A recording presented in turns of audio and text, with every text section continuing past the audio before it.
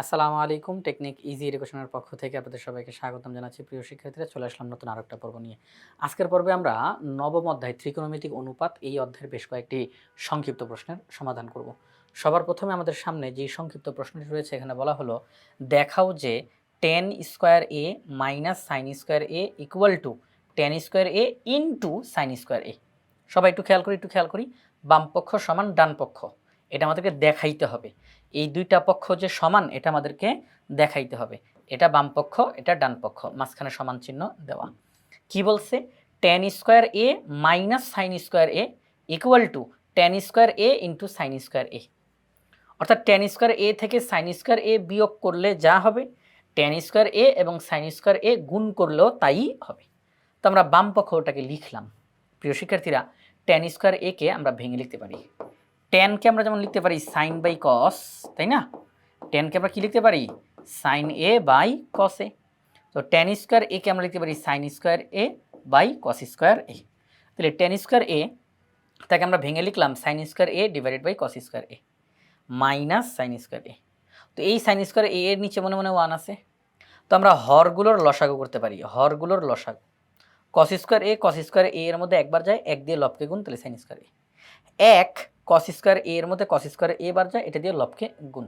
আচ্ছা, এখন আমরা খেয়াল করে দেখেন উপরের যে অংশটা সাইন স্কোয়ার এ কমন নিতে পারি। তো সাইন স্কোয়ার এ দ্বারা সাইন স্কোয়ার এ কে ভাগ করলে 1 হয়, সাইন স্কোয়ার এ দ্বারা এটাকে ভাগ করলে কস স্কোয়ার হয়। আচ্ছা, তো এখন দেখেন আমরা একটা কাজ করতে পারি যে sine square A divided by cos square A, ব্র্যাকেটের অংশটা পাশে গুণ আকারে লিখে দিতে পারি। যেমন A into B divided by C, আমরা কিন্তু চাইলেই লিখতে পারি A by C into B. দুইটা কিন্তু একই অর্থ প্রকাশ করে, এটা যা এটাও তা, একই অর্থ প্রকাশ করে। কারণ এই যে এই ভগ্নাংশটার সাথে যে বি গুণ আকারে আছে, যদি আমরা সত্যিকার অর্থেই গুণ করি তো আগের লাইনই ফেরত আসবে, কারণ এই বি এর সাথে এই উপরেরটা গুণ হবে এবি বাই সি। তাহলে এখানেও একই রকমভাবে এই যে ব্র্যাকেটের যেই অংশটা 1 মাইনাস কস স্কোয়ার এ, তাকে আমরা পাশে গুণ আকারে লিখলাম। যদি আমরা গুণ করি এই ভগ্নাংশের সাথে এটা, তাহলে এটা আবার ওই উপরেই উঠে যাবে। Sine square A divided by cos square A, এটার পরিবর্তে আমরা লিখতে পারি tan square A. 1 minus cos square A, এটার পরিবর্তে লিখতে পারি সাইন স্কোয়ার এ। আর মাঝখানে গুণ চিহ্ন, খেয়াল করে দেখেন, ছিল মাইনাস এখন হয়ে গেছে গুণ চিহ্ন, ইন্টু চিহ্ন। কিভাবে করে হইল?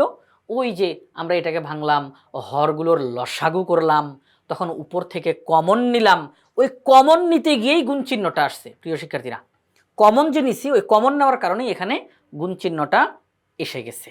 ঠিক আছে, ওই গুণ চিহ্নটাই আমাদের দরকার ছিল। তাহলে আমরা বাম পক্ষ লিখে ক্যালকুলেশন করে ডান পক্ষটাই আবার আমাদের অঙ্কে পেয়ে গেছি।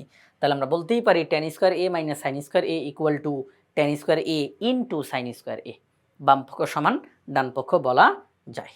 তাহলে এটা দেখানো হলো, এটাই তারা দেখতে চেয়েছিল, দেখানো হলো। আচ্ছা, তো আমরা এখন খ নাম্বার প্রশ্নে যাব। খ নাম্বার প্রশ্নে বলছে ত্রিভুজ এবিসি, ত্রিভুজটার কোণ বি হচ্ছে 90 ডিগ্রি, একদম নির্দিষ্ট করে বলে দিচ্ছে এ বি সি ত্রিভুজ, সেখানে কোণ বি হলো 90 ডিগ্রি। বিসির মান 6 সেন্টিমিটার, এ বির মান 8 সেন্টিমিটার। সাইন এ অর্থাৎ এ কোণের সাপেক্ষে সাইন এই ত্রিকোণমিতিক অনুপাতের মান বের করো। এ কোণের সাপেক্ষে সাইন এই ত্রিকোণমিতিক অনুপাতের মান নির্ণয় করো। ওকে, কোনো সমস্যা নেই, খুব সহজ একটা প্রশ্ন। আমরা যদি একটা ত্রিভুজ অঙ্কন করি এমনি বুঝার স্বার্থে আনুমানিক একটা চিত্র অঙ্কন করলাম এবিসি, যেখানে কোণ বি এর আমরা বললাম 90 ডিগ্রি। তো এখন আমাদেরকে তারা বলছে বিসি, এই যে বি থেকে সি পর্যন্ত বিসির মান 6, আর বি থেকে এ পর্যন্ত এ বির মান 8। আমরা কিন্তু এসির মান জানি না, বিসির মান জানি, এ বির মান জানি। তো বিসির মানও জানলাম, এ বির মানও জানলাম, এসির মানটা আমরা বের করে ফেলতে পারি। এই মুহূর্তে এসি হচ্ছে অতিভুজ, কারণ সমকোণের বিপরীতে অবস্থান করতেছে, তাহলে এটা হচ্ছে অতিভুজ। অতিভুজের মান কিভাবে করে বের করতে পারি? অতিভুজ সমান রুট ওভার অপর দুই বাহুর বর্গের সমষ্টি। অতিভুজ সমান রুট ওভার অপর দুই বাহুর বর্গের সমষ্টি। মানে কি? পিথাগোরাসের সূত্রটা অ্যাপ্লাই করেন। পিথাগোরাসের সূত্র ছিল অতিভুজের বর্গ অপর দুই বাহুর বর্গের সমষ্টির সমান। পিথাগোরাসের সমকোণী ত্রিভুজের ক্ষেত্রে পিথাগোরাসের সূত্র কি ছিল? অতিভুজের বর্গ অপর দুই বাহুর বর্গের সমষ্টির সমান। তো অতিভুজের বর্গ, আচ্ছা এই বর্গটা যদি ওই সাইডে পাঠাই দেই, এই বর্গটা ওই সাইডে পাঠিয়ে দিলে রুট হয়ে যাবে। কি হয়ে যাবে? রুট হয়ে যাবে। এই জন্যই আমরা বলতে পারি যে অতিভুজ সমান রুট ওভার অপর দুই বাহুর বর্গের সমষ্টি। ওকে, তাহলে আমরা ওই হিসাবে বসাই দিলাম। এবার এ বির মান 8, বিসির মান 6 বসাই, ক্যালকুলেশন করি, তাহলে আমরা 10 পাই। এসির মান 10, এসির মান 10, তাহলে আমরা সবগুলো বাহুর মান পেয়ে গেছি। এখন আমাদেরকে বলছে সাইন এ, এটার মান নির্ণয় করো। কার মান? সাইন এ। প্রিয় শিক্ষার্থীরা, এ কোণের সাপেক্ষে সাইনের মান বের করতে বলছে। এ কোণ, এ কোণ, এটার সাপেক্ষে সাইন, এই ত্রিকোণমিতিক অনুপাতের মান বের করতে বলছে। তো এ কোণের সাপেক্ষে সাইন, এটার মানটা আমরা কীভাবে করে বের করব? এই অনুপাতের মানটা সেটা হচ্ছে লম্ব বাই অতিভুজ। সাইনের ক্ষেত্রে আমরা কি বলি? লম্ব বাই অতিভুজ। তাহলে এ কোণের ক্ষেত্রে লম্ব কোনটা? এ কোণের ক্ষেত্রে লম্ব হচ্ছে এটা। এ কোণের সাপেক্ষে এটা হলো ভূমি, এ কোণের সাপেক্ষে এটা হলো লম্ব। আর অতিভুজ তো ফিক্সড, সমকোণের বিপরীতে যেটা সেটা অতিভুজ। তাহলে সাইন, এটার ক্ষেত্রে আমরা কি বলবো? অতিভুজ বাই লম্ব। তাহলে অতিভুজ হচ্ছে বিসি, লম্ব বাই অতিভুজ, লম্ব বাই অতিভুজ, দুঃখিত, লম্ব বাই অতিভুজ। এ কোণের সাপেক্ষে সাইন, এটার মান বের করতে আমরা কি বলবো? লম্ব বাই অতিভুজ। তো লম্ব হচ্ছে বিসি, অতিভুজ হচ্ছে এসি, তাহলে বিসি বাই এসি, লম্ব বাই অতিভুজ, বিসি বাই এসি। তাহলে sine A BC by AC, বিসির মান 6, এসির মান 10, কাটাকাটি করলে 3/5। তাহলে আমরা বলতে পারি সাইন এ, এটার মান হলো, সাইন এ এটার মান হলো 3/5, সাইন এ এটার মান হলো 3/5। আচ্ছা, এবার আমরা চলে যাব গ নাম্বার প্রশ্নে। গ নাম্বার প্রশ্নে কি বলছে? Sine square A equal to 1 plus cos square A. এটা প্রশ্নে বলছে, আমরা বলি নাই, এটা প্রশ্নে বলছে যে যদি যদি যদি sine square A equal to 1 plus cos square A হয়, এই যে কি লিখছে? Sine square A equal to 1 plus cos square A হলে এ এর মান নির্ণয় করো। Sine square A equal to 1 plus cos square A হলে এ এর মান নির্ণয় করো, যেখানে এ হলো সূক্ষ্মকোণ, যেখানে এ হলো সূক্ষ্মকোণ, অর্থাৎ এ এর মান হচ্ছে সূক্ষ্মকোণ, আমাদেরকে এটা নির্ণয় করতে বলছে।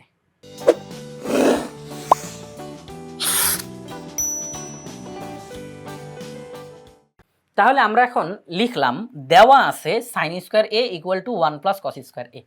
তো আমরা কিন্তু সত্যিকার অর্থে সাইন স্কোয়ার এ বলতে আমরা জানি 1 মাইনাস কস স্কোয়ার এ। সাইন স্কোয়ার এ মানে হলো 1 মাইনাস কস স্কোয়ার এ, এটা সূত্র। সাইন স্কোয়ার এ মানে হলো 1 মাইনাস কস স্কোয়ার এ।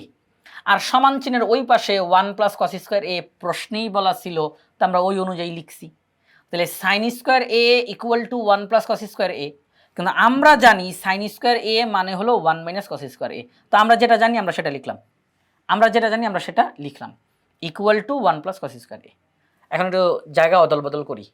এই প্লাস 1 এই সাইডে আসলে -1, এই মাইনাস কস স্কোয়ার এ সাইড চেঞ্জ করলে প্লাস কস স্কোয়ার এ, জাস্ট জায়গাটা অদল বদল করলাম।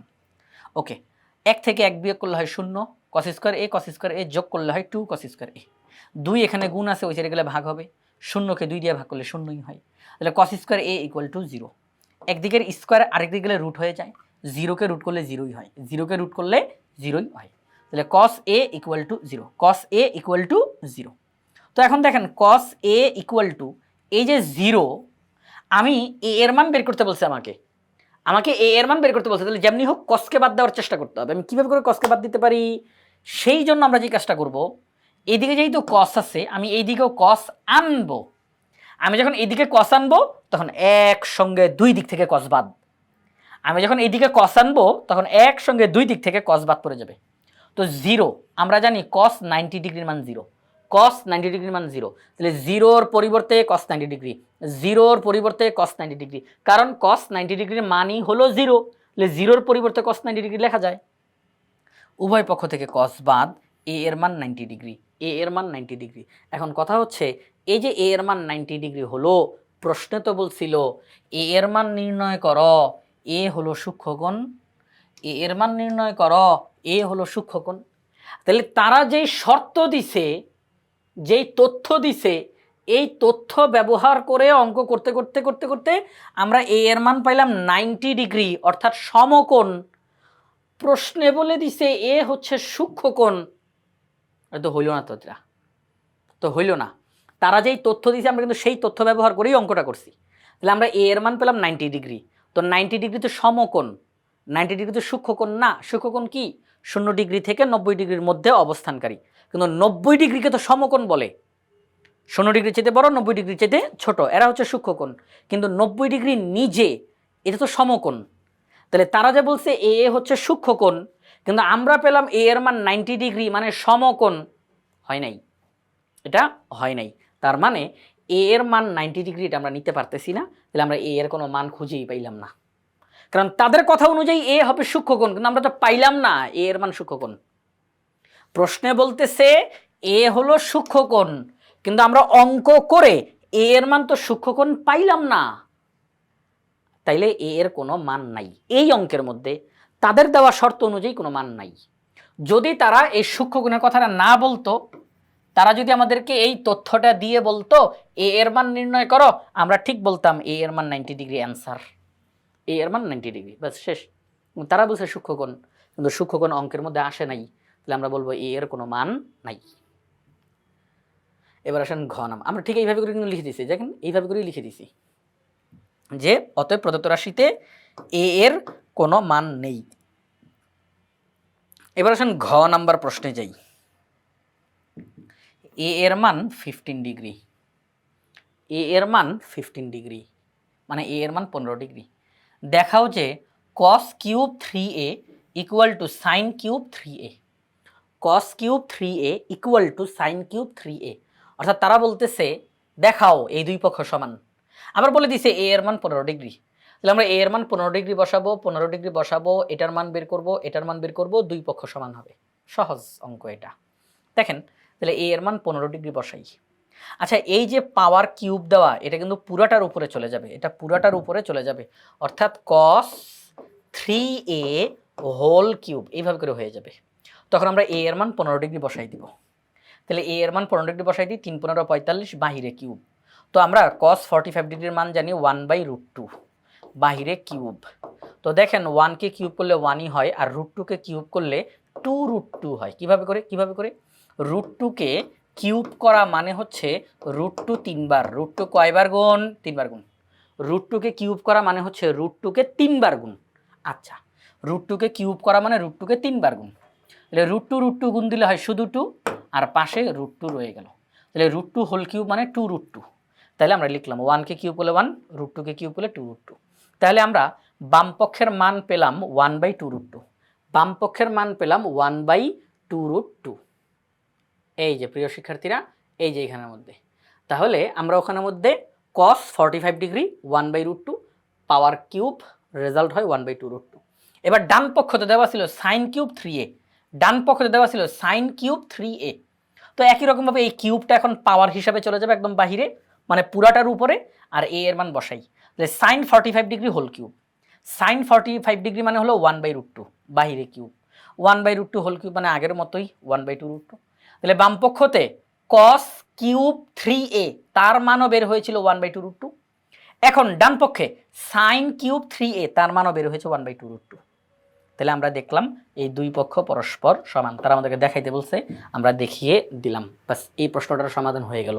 তো প্রিয় শিক্ষার্থীরা, এই যে আমরা সংক্ষিপ্ত প্রশ্নগুলো সমাধান করলাম, এই প্রশ্নগুলো আমরা বাংলাদেশের সর্বপ্রথম পূর্ণাঙ্গ ডিজিটাল সহায়ক বই ইজি ম্যাথ বই থেকে আমরা সমাধান করলাম। তো ইজি ম্যাথ বইয়ে প্রত্যেকটা টপিক্সের সমাধান করে দিয়ে সেগুলোর ভিডিও ধারণ করে পাশে কিউআর কোড দেওয়া আছে। অর্থাৎ শিক্ষার্থীরা যে কোনো সময় প্র্যাকটিস করতে গিয়ে পাশে থাকা কিউআর কোড স্ক্যান করার সাথে সাথে ওই নির্দিষ্ট টপিক্সের সমাধানের ভিডিও তার সামনে চলে আসবে। এটা শিক্ষার্থীদের জন্য অনেক বেশি উপকারী হবে। তাই আশা করব আপনারা সবাই ইজি ম্যাথ বইটি সংগ্রহ করে ফেলবেন ইনশাআল্লাহ।